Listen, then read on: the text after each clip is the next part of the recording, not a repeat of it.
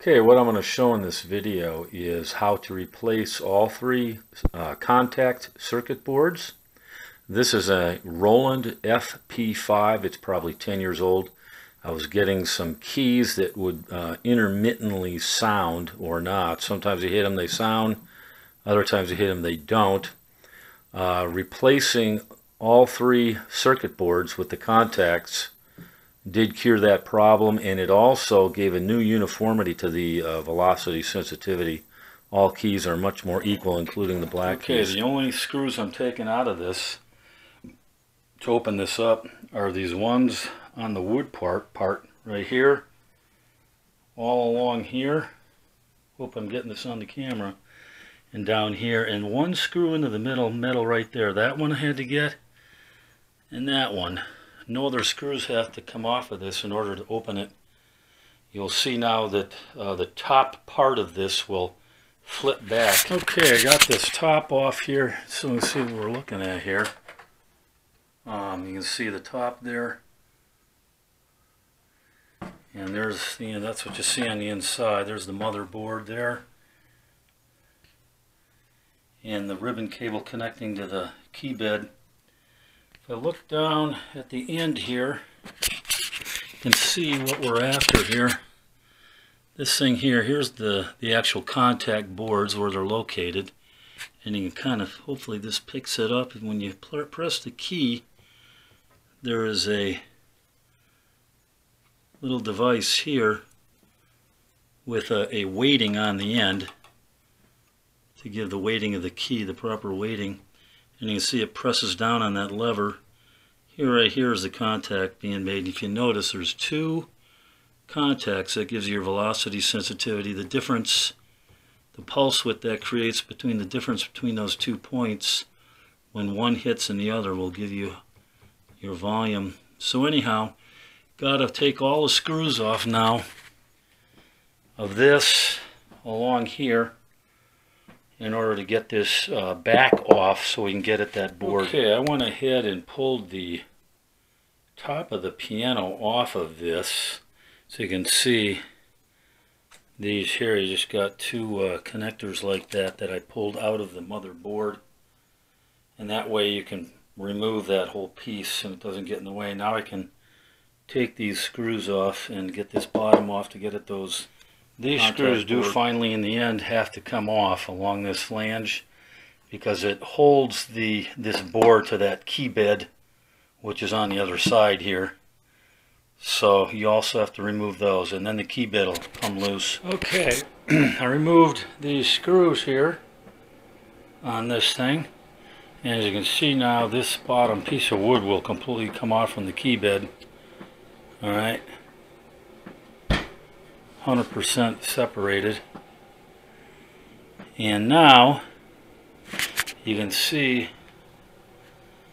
here are the boards, the old boards. This is the bottom side that you can see the diodes. And there's three boards. You got one here. Ribbon cable connects that to here. Here's another board. Ribbon cable connects these two, and a third board. So that's what we're going to be replacing. Only these screws here have to come out to get them out. Real simple on that. Pulled this little ribbon cable out of here. I marked stuff so you know where it goes. I pulled these screws out here, and you can see these just simply pull out. Very easy, and there you go. That's the old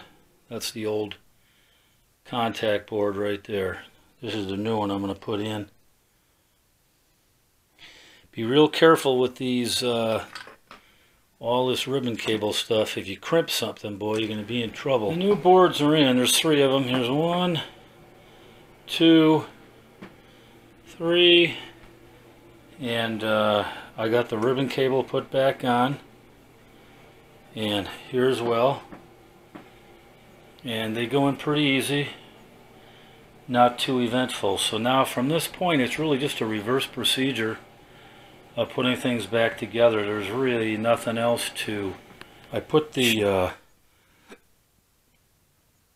head back, or not the head, but the board back onto the key bed.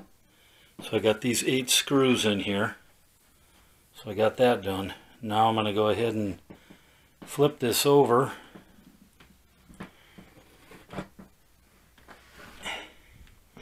And now we'll have to re-put in these screws in here. 2 of these were threaded. Had like a real fine thread with a washer. The rest are kind of like a wood screw style. Okay, I've got the cable, ribbon cable. There's 2 of them there. I got that plugged back in to the head here. Okay, so now I'm going to flip this back over. Make sure you don't crimp anything on that cable. There is an indentation right here underneath the board, between the keyboard and the board, where that ribbon cable goes, like an indentation, and so it doesn't crush that cable underneath it, because it actually runs underneath the key bed, so make sure that stays in there. Alright, so I'm going to put this back on the cover, and then flip it over and put the rest of the screws on, and it should be done. Just replaced all the rest of the screws here, all along this flange here, and along the side. Same thing down here. Well, it's good news. The entire keyboard works very well. That did fix the problem. I had numerous keys that were intermitting. They didn't stick physically, but they just wouldn't sound. I had several that were doing it. And I just replaced all 3 boards, contact boards, boards with contacts on them, the whole thing. It was $126 to buy those boards. This again is a Roland FP5, but as you can see,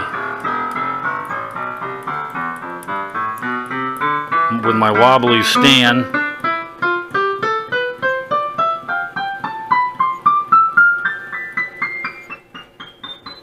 they all work, as do all the black keys. I just tested them. So